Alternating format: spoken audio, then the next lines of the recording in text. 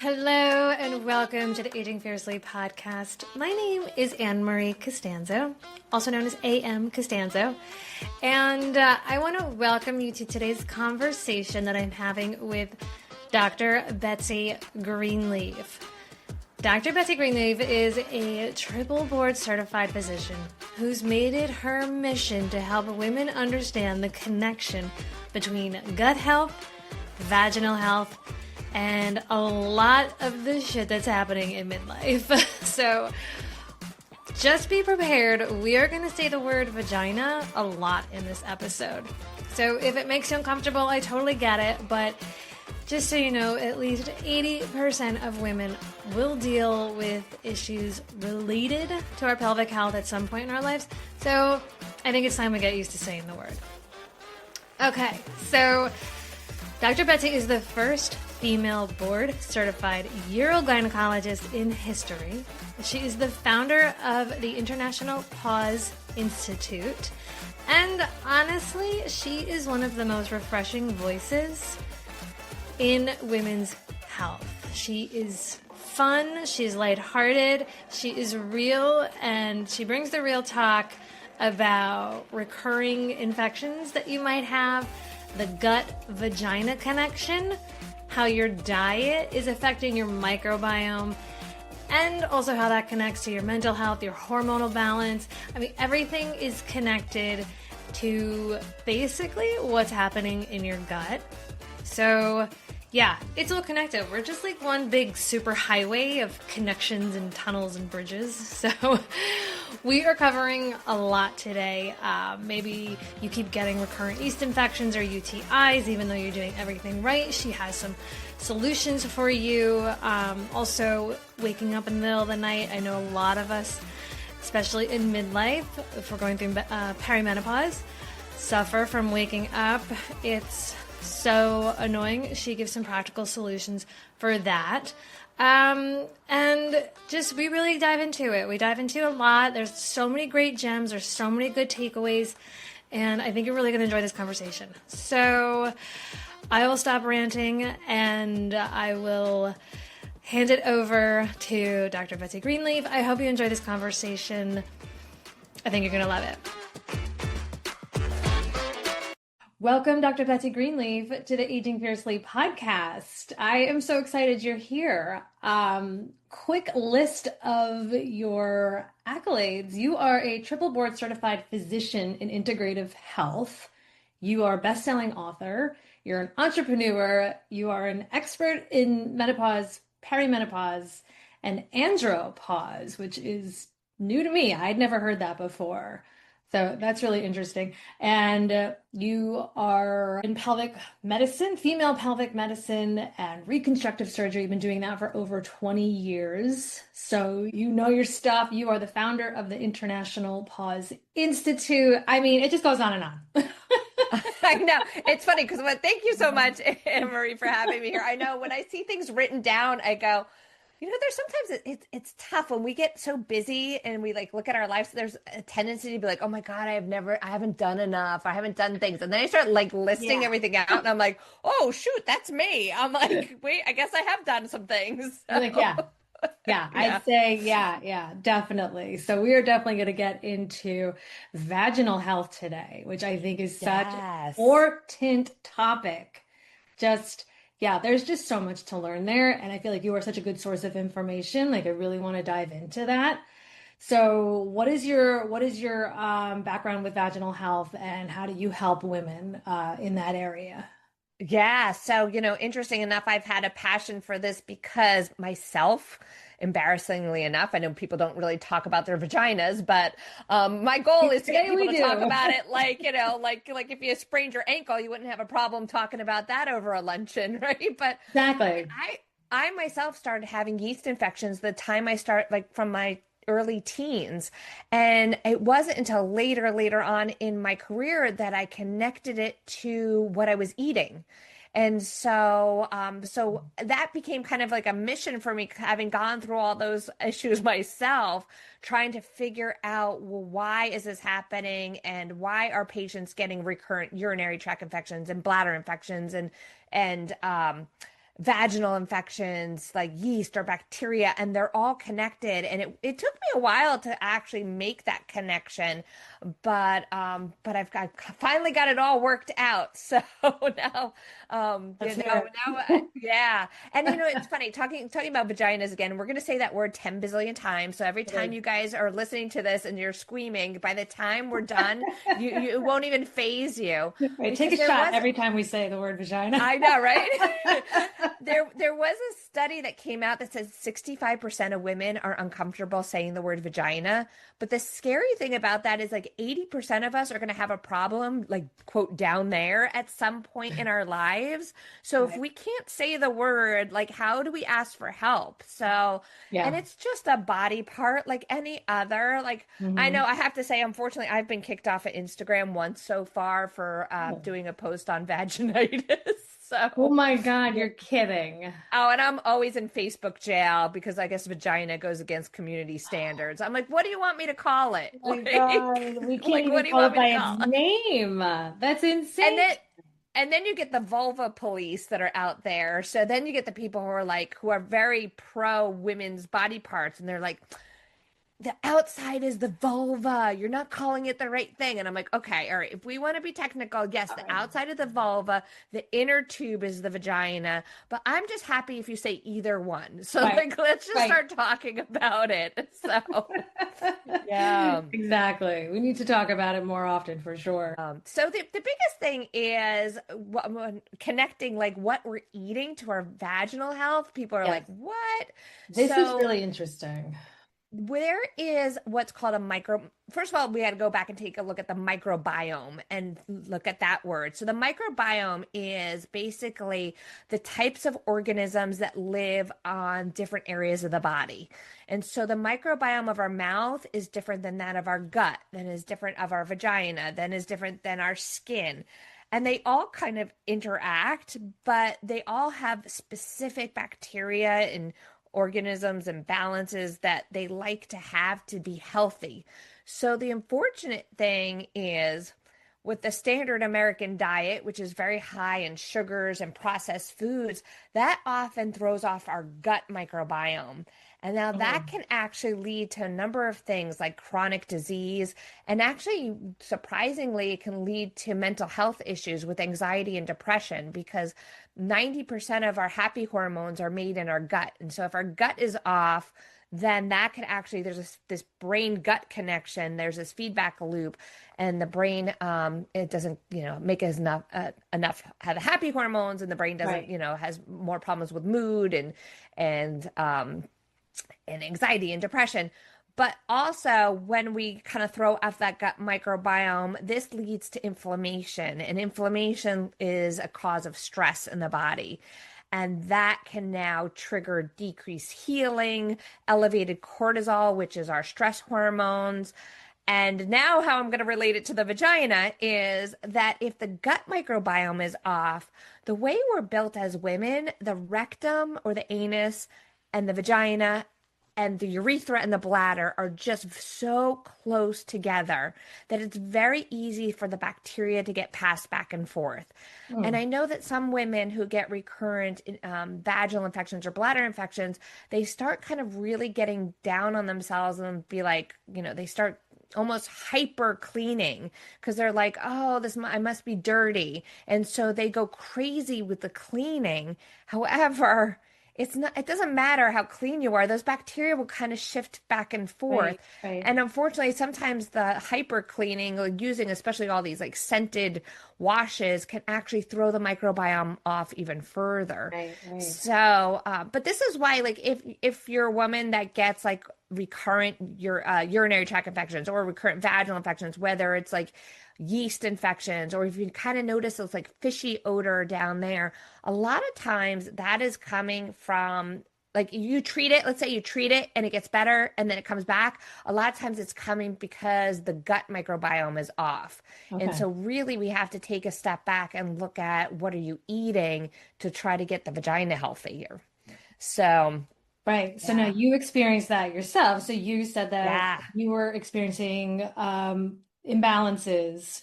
You were able to actually improve your own health through diet, correct? Yeah. Yeah, Yeah. I did a combination of diet and I also did actually, and what I like doing my practice, I get a little more scientific, is you can actually do microbiome testing. Now, like you don't need to get this fancy, but as a doctor, I like to do that. I did a stool test, and so you send it off and they can tell you what kind of bacteria and organisms, and Right. sometimes we pick up parasites in people, which is actually pretty surprising, and yeasts. So we send the stool sample off, see what's there, and then that can be treated often with I mean, if I'm treating it, I tend to like to go with herbal treatments Mhm. because even the traditional medications that we have don't usually take care of the bacterial imbalances. Usually, it's herbals, and I'll mention some, but I don't want people doing it on their own because it's a little bit Right. more nuanced than that. But things like oregano oil, Hmm. berberine, sometimes like I'm trying to think what other ones, wormwood. There's some of these herbals can really help to kill off the bad bacteria and then getting more probiotics into the system with either fermented foods or Right. taking probiotics. Right. So, and really just kind of supporting the gut. But then there's also tests where we can actually send off swabs and look at the microbiome of the vagina and the microbiome of the bladder. And we can kind of put this whole picture Huh. together and go like, all right, where are things going wrong? But Yeah. the simplest thing is really honestly looking at your diet. Like diet and lifestyle is going to be the big key Right. Always because start there. yeah, and it's it's funny because it's like those are the easy things for us to I look know. I at. know they really are. And it's And it, like, like without doing all these big fancy tests or like right. interventions or and even what I tell my patients too is like when it comes to what to eat because it gets really confusing out there. I'm like it's easy. It's what you should be eating falls into four categories. The thing that you eat had at one point it either swam, grew, walked, or flew. So if it's in any of those four categories, because Right. I always say Twinkies don't grow on trees. There's Yeah. no free range Doritos. So, Uh, it's the high sugary foods that really do a job on the gut and also the vagina. But also like the highly processed foods and yeah. like what we think of as just junk foods, Right. and now, listen, you can't eat perfectly all the time. You'd probably drive yourself crazy, but I say do it Right. 80% of the time, 20% of the time, enjoy yourself. But Right. if you have to focus on things, the two things that we're not getting in our diet as Americans or, worldwide, is enough fiber Mm. and probiotics. Because if you think about it, the way we evolved, there wasn't refrigeration during caveman times. But I also tell people don't get rid of your refrigerators. There's a lot of food Right. safety issues Oh, with that. goodness. But the idea is we were probably eating a lot more bacteria at one point. So, and we were replenishing that healthy bacteria in our system. So the Uh, way we can do it in modern days is eating fermented foods, and that might be sauerkraut, kombucha, like fermented teas. right. If dairy doesn't bother you, then yogurts and kefir and things like that can help. Or if Right. you just can't tolerate any of those, then there's always good old just grab a probiotic. And Yeah. I tell people that people are always like, which one should I get? Well, the idea is the more microbiome diversity, meaning the more different types of bacteria that we have in our system, the healthier Mm. we are. So I say just go grab a probiotic that has as many different kind of bacteria as you can Right. see. You read it, there's like billion, it's got like a billion chains and whatever. I'm just like, yeah, that kind of sounds like it probably is going to do what I needed to do. So I'll just take that one. Yeah, yeah. And then also the microbiome likes to live off of fiber. So that's, Okay. where we don't tend to get enough fiber. I mean, if you can do it with vegetables and fruits, then and grains, that's great. But sometimes we have to supplement it. And I get I tell patients, and I don't, this was not my idea. I stole this from a friend of mine who's a colorectal surgeon, is she just takes, there's a soluble fiber, there's a fiber that just kind of like Benefiber is a brand, or like I get something called Sun Fiber. It Mhm. dissolves, so it's not gritty and it's not like it Okay. doesn't. And I put it in my coffee. You don't even know it's there. Right. Yeah. Like I use like a powder. that I just Yeah. I put in my smoothie, and I'm like, oh, Yeah, put it I in your got, smoothie, put it in your coffee, and it because yeah, it's not gritty, you don't like it yeah, dissolves, you don't even know it's there. yeah. So that's a easy, quick way to sneak it in there. Yeah, no, So definitely. Those morning coffees are like they're filled with collagen, they're filled with fiber. And the interesting thing is I've gone down this crazy rabbit hole of the microbiome and where we connect it to all these other disease states. I mean, like I mentioned before with the gut affecting mental health, but we know that a lot of the chronic diseases and autoimmune diseases are directly either caused or worsened by poor gut health. So this is where eating healthy and getting more fiber and probiotics can help the gut health and help your overall health. But also, which has really been fascinating, is looking at the research, and I'm glad it's all catching up now.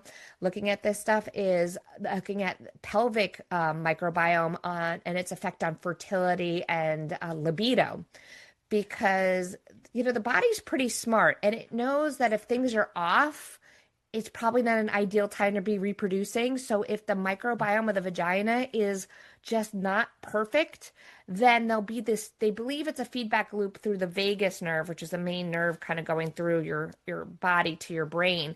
And it tells the brain, like, okay, guess what? It's not time to be reproducing. So we're going to dampen all the processes of reproduction, which Oh, include libido. So, right. because your brain doesn't know the difference between like you're just having fun versus you're trying to make a baby. So the Right, brain is right. all the same process.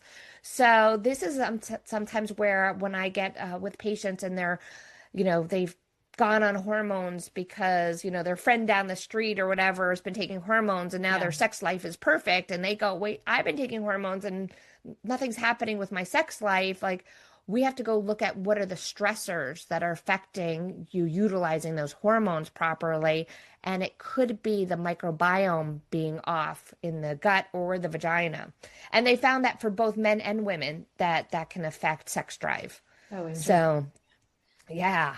So how in So that another reason to eat healthy. So every time you want to eat a McDonald's hamburger, think that it's gonna be like affect your sex drive. Maybe you won't how want is to this eat going one to of affect those. my libido? Yeah.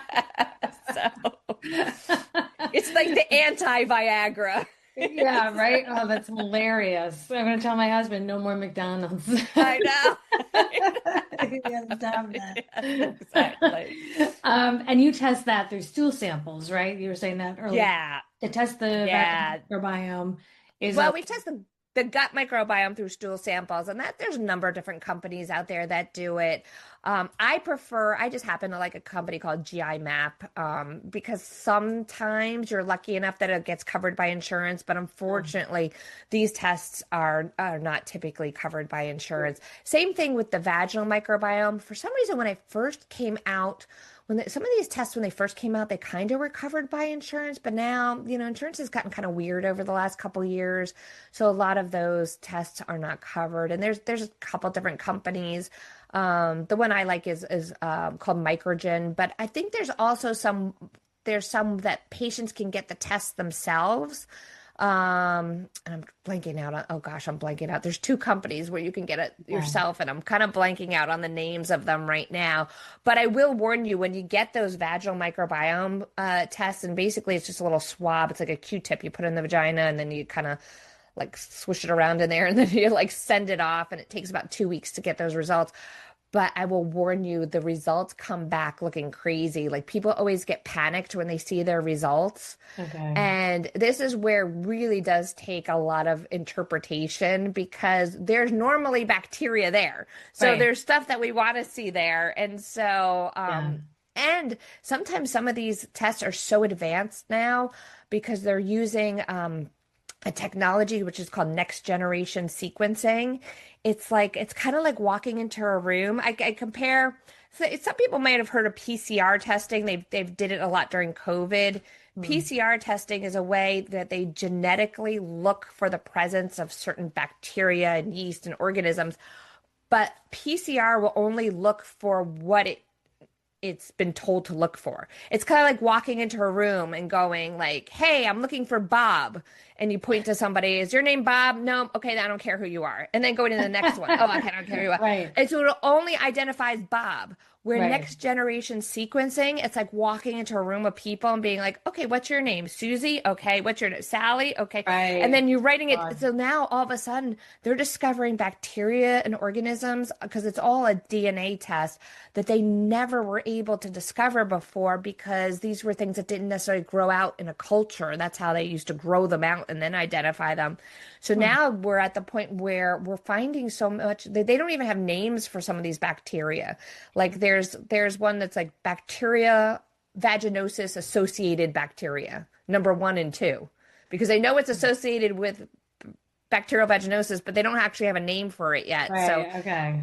I just say when you do these tests, like take them with a grain of salt. Don't panic because everybody looks at them and they're like, oh my God. Right. Get with somebody that knows how to Yeah. read them. Yeah. And then do you take that? Can you take that to like your gynecologist and they can read it for you? Like, who's like the best person to go to when I you find, get these tests done? having been trained in traditional gynecology, I will tell you myself that they don't train us in this stuff.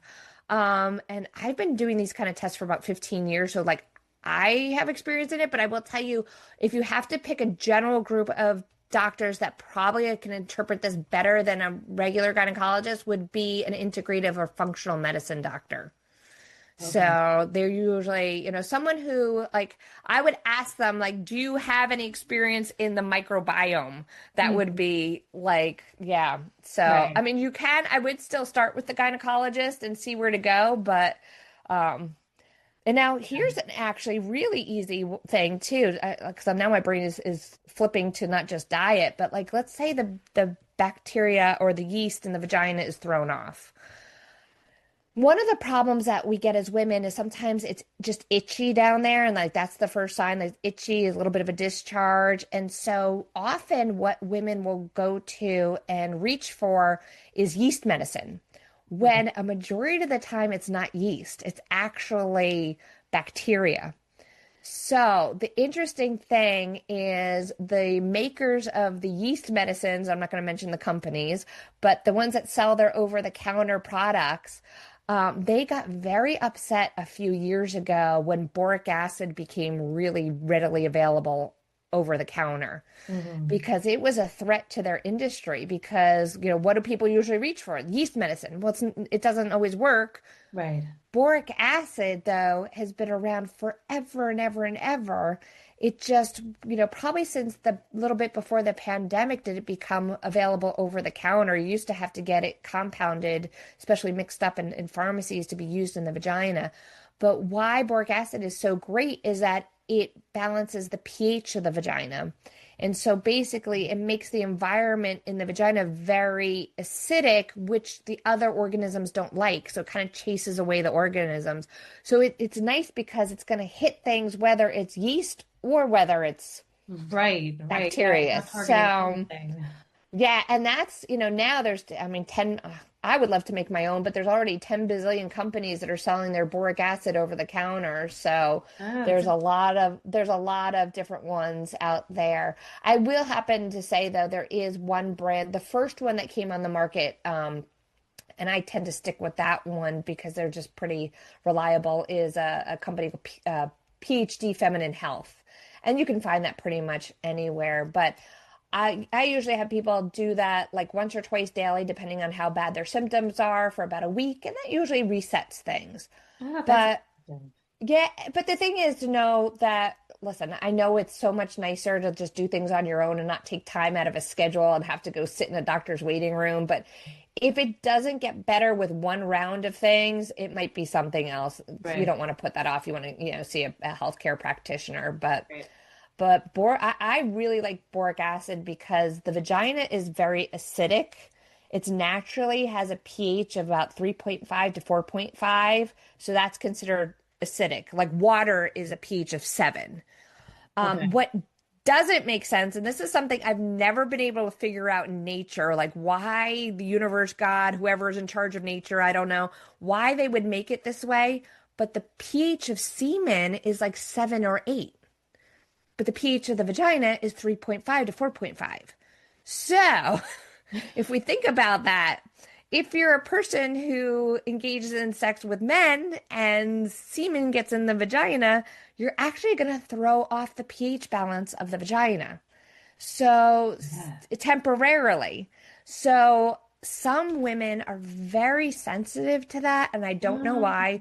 Some women are more sensitive. Like some people have no problems with that and they live their lives and everything's perfect. But there's some right. women who every single time they have sex, with their partners, with their husbands, with whoever, they're getting vaginal infections or urinary tract Oh infections. my gosh. Oh, So, wow. a nice and quick, easy way to deal with that is use like something like boric acid afterwards, just to kind What of do you help. like? Is it like a pill or something? Or like how Yeah, do they come in either little suppositories that melt, or they come in little capsules that have to be Okay. put in the vagina. Yeah, so you Oh, just kind of. okay. Now, I will warn you, you will get a heavy discharge using one of these products. And people That's always ask, just cleaning it out. yeah, it's just, you know what? Here's it. People understand this analogy much better. Like if you get like a piece of like an eyelash in your eye or a piece of like dust in your eye, what does your eye do? It waters to flush it Right. out. Right. That's what the Okay. vagina is doing. Okay. It's just creating a heavy Don't discharge freak to out. flush. Yeah. So, It's all normal. It's just yeah, it's all that, but it's just cleaning things out. getting rid of it. Got it. Got it. Yeah, there's so many like intricacies to this like whole area, and it's wild the amount of information that we know and the information that we're learning and have yet to discover. So it's like Yeah. there's just so much going on in this one area that it's a lot. And it's also, just when you think you got things figured out too, all of a sudden menopause happens, and now Right. that's a whole different story. Because when we're young and we have estrogen, the vaginal tissue responds to that hormone, and it basically the vaginal tissue is multi-levels thick. And so it's nice and thick and it's actively growing. Mhm. And what ends up happening is because it's actively growing, the cells that kind of outgrow or outlive their lifespan slough off, just like our skin is always sloughing off. We're making new skin cells. But when the skin sloughs off, it contains a chemical called glycogen. And glycogen is the food source for lactobacillus, which is the main healthy bacteria in the vagina. Okay. So when we're young and not on birth control, because unfortunately birth control can thin out the vagina, but when we're young, we're usually making enough glycogen to feed the healthy bacteria, so everything is typically in balance for the most part. But then Right. all of a sudden we hit menopause and that vaginal tissue starts to thin because our hormones have gone down. Now the healthy bacteria doesn't have a food source, and this is where now we get these shifts in the microbiome in perimenopause and menopause and beyond, where during that age range, we're now more susceptible to recurrent vaginal infections and recurrent urinary tract infections. Right. So the cruel trick is like, yay, no more periods, but Right. hey, now there's things like odor and itching and burning and, you know, dryness and Right. more urinary tract infections. But the good news is we don't have to live with it. There's so many things that can be done. And so, Right. So from does like hormone replacement therapy help with that part of it? So it is actually keeping the lining a little bit more thick? it can sometimes with hormone replacement, it doesn't get to the vaginal tissue the way we want it to. So sometimes we have to do additional hormones to the vulva and vagina. So that is one option is just doing hormones, and you can use anything from estrogen to something called DHEA, which is a precursor to estrogen, to testosterone will even work down in the vaginal area. There are a number of different prescription medications, and there's like suppositories and creams and even rings that can go in the vagina. So there's a whole range of things prescription. And then on the other side of things, we have actually the choice of there's a lot of regenerative medicine options. Back in 2014, the first vaginal laser came out on the market. Okay. And yeah, and that was actually fun because people were like, why would I laser my vagina? But lasers, just like lasers that are available for the face, have been around since the 1980s. it's basically it's using light energy to create a micro injury to the tissue, micro trauma. Right. And then when the body heals, it floods the area with growth factors and it tricks the body into healing itself. Oh, that's So interesting. that's how all these aesthetic treatments work, is that they basically use different modalities to trick the body into healing itself without using hormones. Okay. So once the first laser came on the market in the United States, it kind of opened this floodgate of, well, wait a minute, if we can use lasers, what other things that we're doing to people's faces can we do down there? Right. And pretty much anything from platelet-rich plasma injections, which is using your own blood and taking out the growth factors and then applying it to the vagina. They use sound waves to regenerate the tissue. They use heat to regenerate the tissue. Lasers, I already mentioned. Right. Plasma energy, which is like little lightning bolts that they use to do Okay. that. Then there's some home therapies like red light. Red light is incredibly Red light therapy.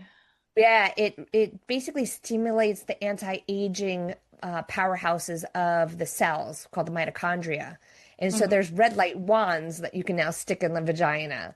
There Okay. is like carbon dioxide gels that you can put in the vagina, which attracts oxygen and heals the tissue. So there is a crazy range of things you can now do to your Oh my vagina goodness. to keep it young and healthy.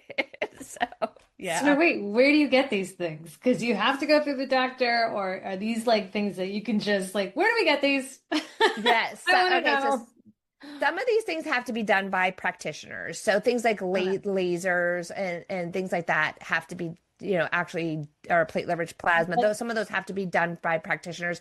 And that can be anywhere from your gynecologist to some of the anti-aging clinics to some of the med spas will do this kind of work. okay. Okay. So, yeah, All right. then because of that, this what happened was during the pandemic and people couldn't get out of their houses, that's when we saw a big flood of the do-it-yourself products that you can Right. do at home. And so there's things like the red light wand. I happen to have a website called pelvicfloorstore.com and we sell them on there. So there's that. There's a company called CO2 Lift that makes that carboxy Mhm. there is another company called Anti-Age that makes a peptide suppository that can help heal the vagina. I carry all of those, but you can actually go search out those companies separately if you want to. So Right. But yours is pelvic floor store. pelvic floor store, yeah, and actually, I will give your listeners a 10% off Yeah. code. So tell me what you want the code to be, and I'll make it for you. Okay. Yes, we will set that up and we'll put that in the show notes for sure.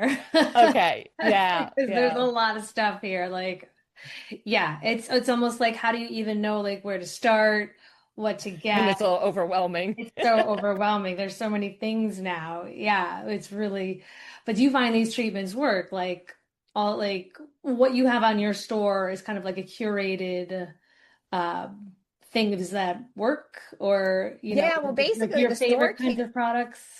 the store came out of where I was recommending products to patients, and I was like, go to this website, go to that website. And one time, one of my patients said, why can't there just be one place where I can get everything? And I was like, huh.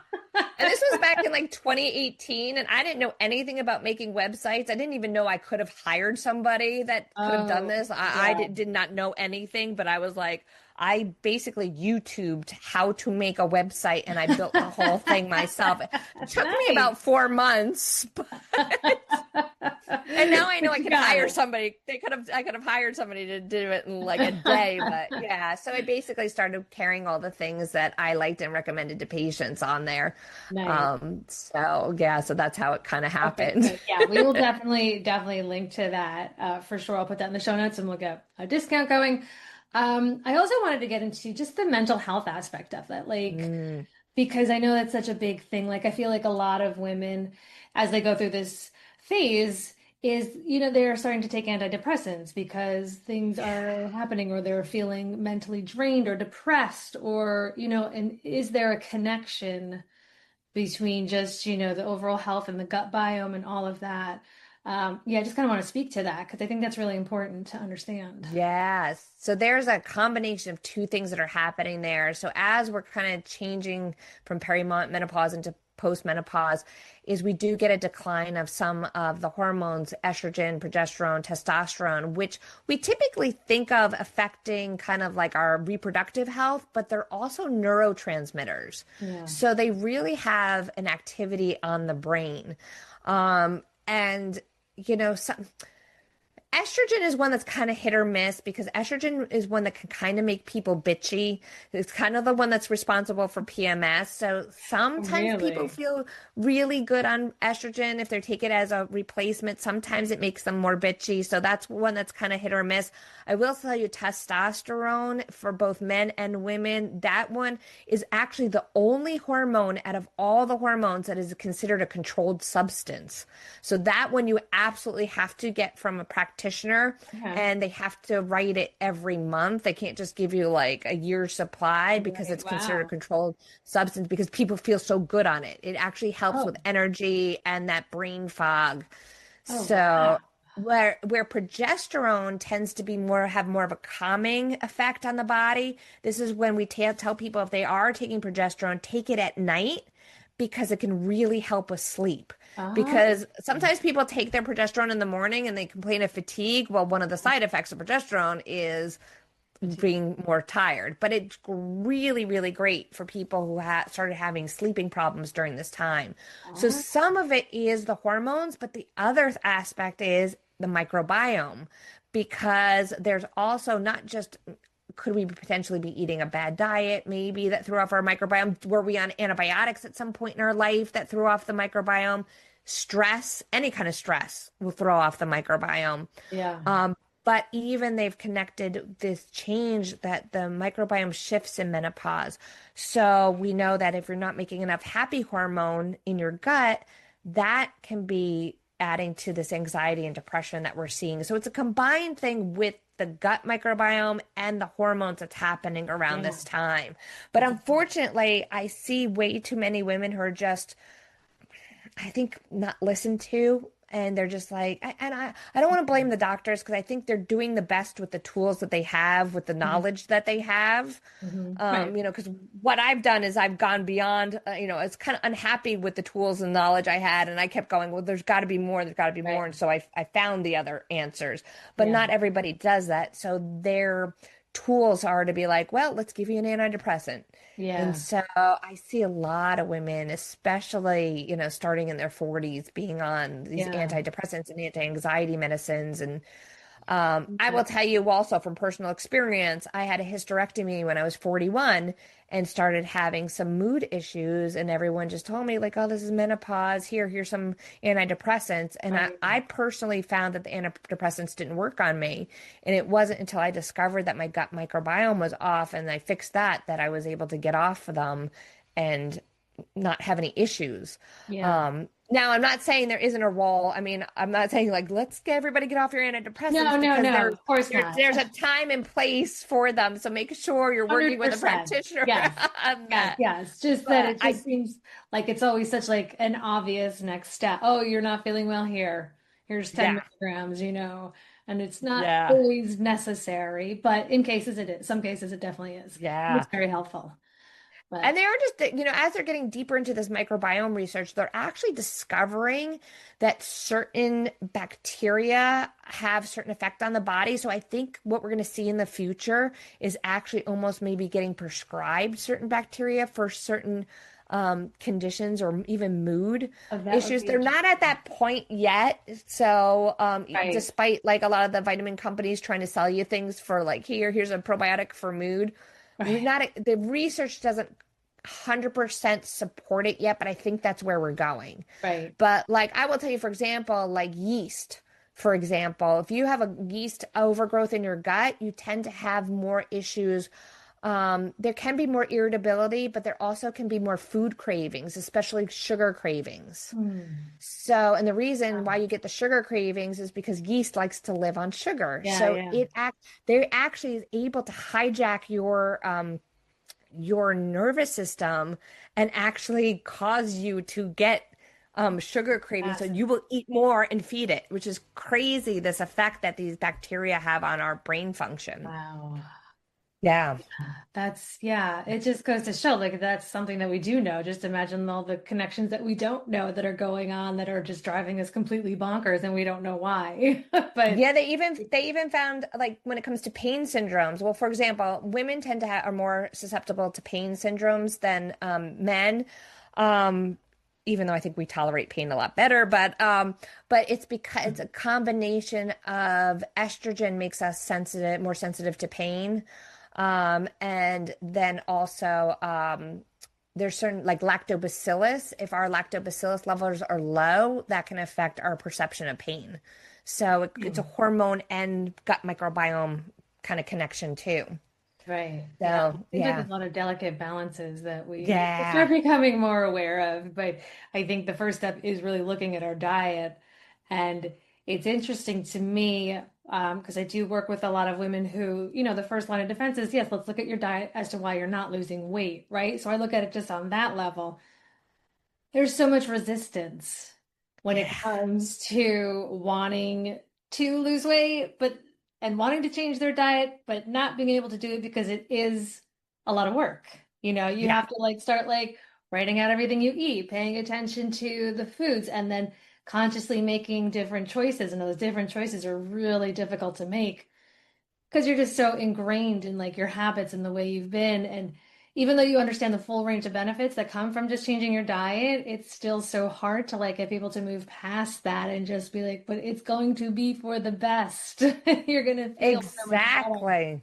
And now knowing that it goes like even deeper into like, gut health and vaginal health and brain health and how it's all connected, it's just really, hopefully it'll be a little bit more reason or motivation to actually get people to pay more attention to what they are eating, even though it is so difficult. But Yeah, and chronic disease too. right. And you want to hear a fun story, a fun study they did with the microbiome? This is another fun one.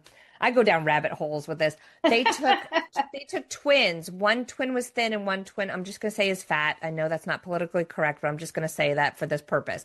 So they were twins, a thin twin and a fat twin. They took the microbiome of each twin and fed it to mice. The mice were normal weighted. Mhm. The the mouse that got the thin twins microbiome stayed thin. The mouse that got the fat twins microbiome became fat. Oh, interesting.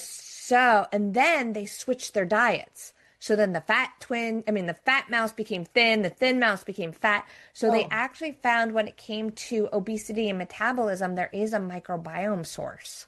oh, So, and this also once again goes back to what we're eating, because if we're eating a lot of like processed foods, our microbiome is not going to be as diverse, meaning we're yeah. not going to have as many different types of bacteria, and we might not even have healthy bacteria. And so that can affect inflammation, that can affect obesity, that can affect weight loss resistance. The more different types of whole foods we're eating, the more diverse our microbiome is. And so we're gonna actually develop those healthy bacteria over time. Right. Now, the funny thing was they did another, and I'm sure you see this all the time in January. That happens every year. People have been just kind of eating pretty crappy for the holidays, if not have been eating crappy for years. And all of a sudden, January 1st comes and they're like, I'm going to eat healthy. And they Yeah. switch to this like kale diet and they're eating all these salads. So And then miserable. they give it up. They give it up because they complain of bloating and gastric upset and may get diarrhea or constipation. Their bowels get all thrown off. And Yeah. they found with these mouse studies, was that when you abruptly changed your diet, your microbiome couldn't handle it because you don't have the bacteria developed in your system yet that will break down plant products. So you Mm, can't go from eating like hamburgers and fries to eating salads like immediately. Now, that doesn't mean like, all right, well, just don't go to the salads. It right. found in this one study that if you gradually kind of kept your old diet and kind of decreased it while you were adding the healthy foods, that was a better more tolerable transition while you were building up that microbiome. Yeah, And they haven't figured out the exact timing of how to do that, but I usually tell people like over a period of 8 weeks, kind of like right. slowly decrease the bad foods and Yeah. slowly increase the and I hate to say bad and good, but Well, you know what right. Processed, less processed. yes, yeah, Yeah, it's true yeah. because your body does need time to catch up because it's so used to eating in one particular way. It has all those, reactions and chemical reactions down to a science, and then you switch it up, and the body's like, "Wait a minute, we didn't do this. Like this isn't in our like working memory right now, so we need to like build on that." So yeah, it's encouraging because it's like, okay, don't give up. Just, modify it. Keep modifying. I'm always like, don't go back, Yes. just keep modifying and just keep moving in the right direction. And eventually, and you do have to give it time. And that's one of the things that, again, is like another struggle. Like, I want it now. I want it now. Oh yeah. We all do. But it is time to get your body more acclimated to a new way of eating and thinking. So it's like all of that. And we could go into like the psychology and the nervous Oh system, yeah. all that. I mean, you can just really go down a rabbit hole many times. Oh yeah, definitely. Definitely. So my goodness, this is a ton of information. Yeah, like what, I don't know, what kind of like advice can you give someone like for the woman who is just trying to get her head on straight, who is just feeling overwhelmed, like what's like one really good piece of advice you can give her to just be like, I don't know, it's gonna be okay, or It there's is. things you can It do. is. I think the biggest thing is really honor yourself and your own body because a lot of women put everybody else ahead of themselves. And that's where we end up getting in trouble Mhm. because stress really, more so than diet or any of this other stuff, stress is really the common denominator. So when you're like running around trying to balance 10 bazillion things at once, really setting aside time for yourself and doing the simple things that make a giant difference in your health, getting enough sleep. Because if you get less than 6 hours of sleep, you have a 23% increased risk of obesity. Less than 5 hours of sleep, you have I think it's like something like 75% increased risk of obesity. And it's just really because it affects inflammation and healing. So getting 7 to 9 hours of sleep, drinking enough fluids, which I know sometimes I don't do, but Mhm. getting 8, 9, 10 glasses of water Yeah. in a day. And it doesn't have to be water as long as it's decaffeinated fluids. Trying to eat healthy and don't go crazy trying to switch everything all at once, just gradually switch it. And, if you can do it 80% of the time, then you're really doing a great job. 20% of the time, like go have the cake and the cookies and enjoy Yeah. yourself at a birthday party or holiday, Right, You don't right. want to put too much pressure on yourself and just take a moment to breathe. Like find something that you enjoy that's relaxing is really, really important and actually schedule it in your day. Yeah. Because honestly, if you don't put it on your calendar, like some me time, other things are going to sneak in. Yeah, So, absolutely. And I'm just curious, like what, because I know a lot of women do suffer from like they wake up in the middle of the night and they can't fall back asleep. And, it really does affect their overall well-being. What are some things that you suggest for women to either take or to do or routines or some habits that maybe can help? Because I've heard, and correct me if I'm wrong, sometimes you wake up and that 3 a.m. wake up is because your cortisol levels have kind of shot yep, up. So now that's yep. flooding your system. Like, what can you do to kind of alleviate that problem? Yeah, usually that 3 to 4 o'clock in the morning thing is like a Yeah. cortisol thing that also happens to get worse in menopause. So, once again, trying doing everything you can to identify the stressors in your life and kind of mitigate them, if not get rid of them. Yeah. The other tricks are, I really like using guided meditations, especially music that has something called binaural beats. So Yeah. binaural beats is if you have to listen to them in headphones. There's slightly different tones in each ear. You don't perceive it as different tones, but your body Mhm. does. And it actually is a way to almost biohack your brain and it like automatically shifts it into a relaxed state. So those are really great in the middle of the night to do that. Something as simple as breathing, like breath work. I'm doing my integrative medicine fellowship right now with Dr. Andrew Weil, and he's really big on Oh, breath work. yes. So he Oh my does gosh. something that's I tell everybody just do box breathing. It's Mhm. four, it's an inhale to the count of four, hold it for four, exhale for a count of four, and then hold it for four. Mhm. And do that like 3 or 4 times, Yeah. and that can throw you into a more relaxed state. So, now if it's 3 o'clock in the morning, you don't really want to be taking melatonin at that point in time. Right. But Yeah. things like at the beginning of the night that some people get relief with are magnesium. I like one called magnesium threonate because it's threonate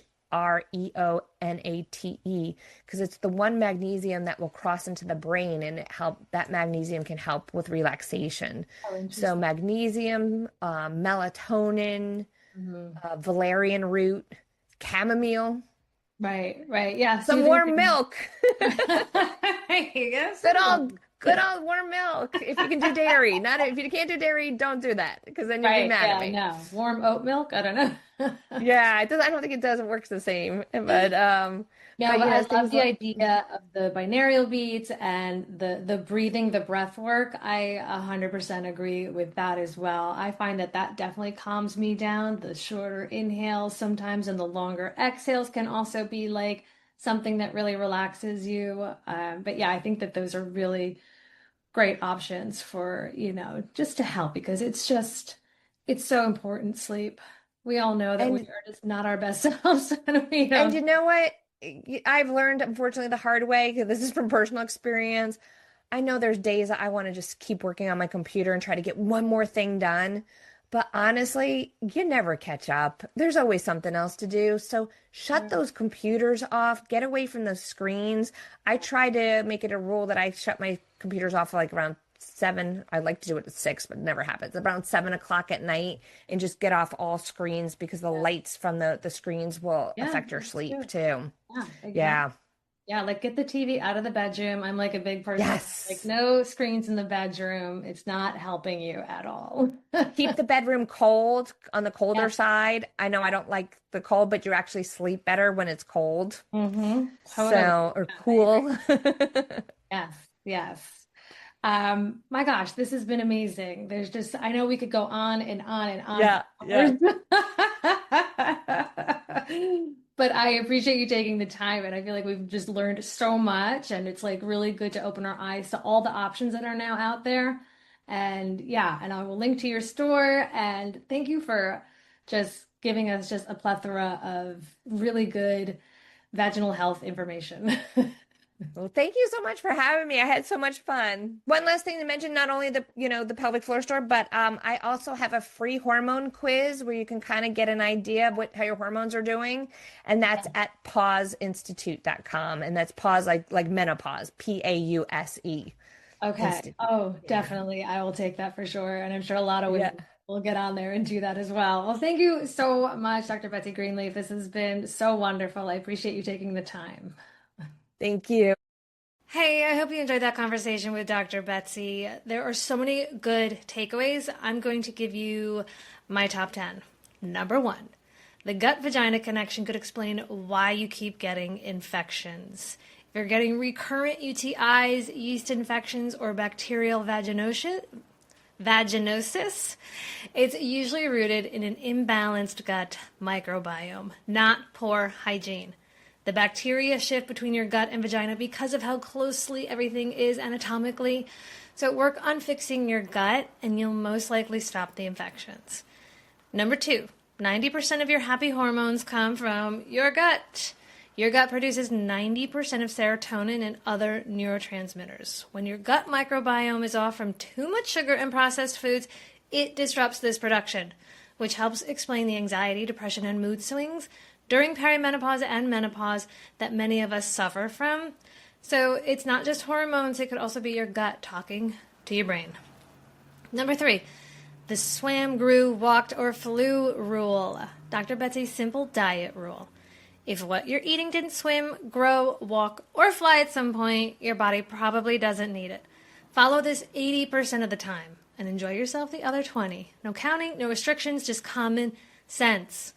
And count your macros, because you know I'm big on that.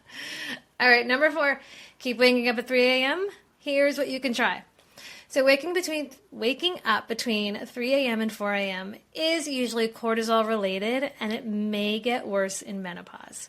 So solutions are reduce stressors, take the TV out of the bedroom, use guided meditations with binaural beats because they literally hack your brain into relaxation.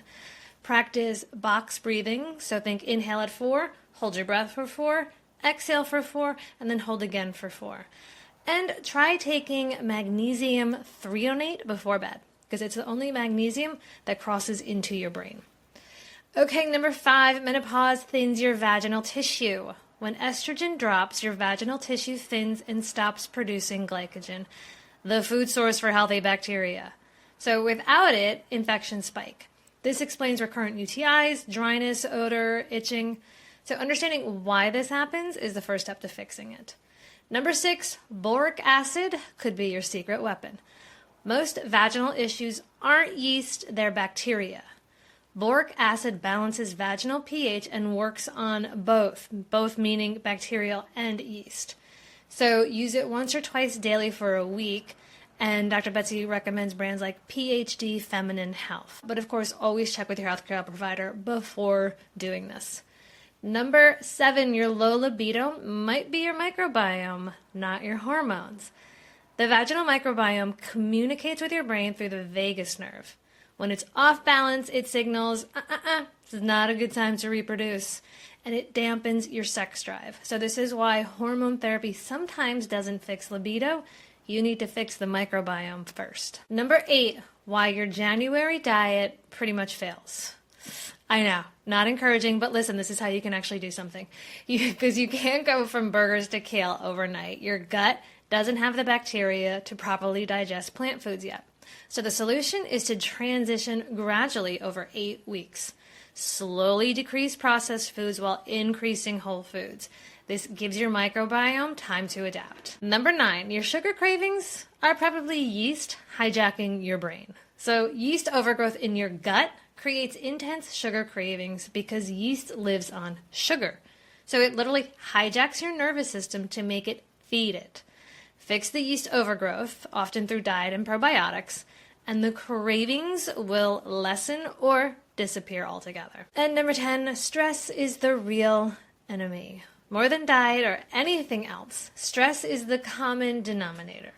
So really work on making sure that you get 7 to 9 hours of sleep, drink a ton of water, 8 to 10 glasses of water daily, eat healthy 80% of the time, and schedule me time on your calendar because you know if you don't schedule it, it's not going to happen. We know that. Honor yourself first. So the bottom line is your body is not broken. It's responding to what you're feeding it, both food and stress. So small, consistent changes to your gut health will cascade into better vaginal health, better mood, better sleep, better libido, better overall well-being. And isn't that really what we all want? So there you have it. I know it was a lot of incredible information. Seriously, you might want to go back and listen to it again just to make sure you got everything. But you can find Dr. Betsy Greenleaf at pelvicfloorstore.com. And make sure if you purchase anything off our site, use the code AGINGFIERCELY at checkout for a 10% discount. She's curated some really great, amazing products on that site, things that she recommends and that she actually uses. So definitely check it out. And as always, if this episode resonated with you, and I hope it did, I would be forever grateful if you could just leave a 5-star review, a little heart emoji, comment if you want, click the follow button. It's a small little gesture. It'll take about 30 seconds, and it really helps spread the word and get this podcast and these conversations out there so women who are looking to improve their health and, of course, to age a little bit more fiercely, they can find it. So thank you so much for being here. I appreciate you. I appreciate your time, and I will catch you next time. Ciao.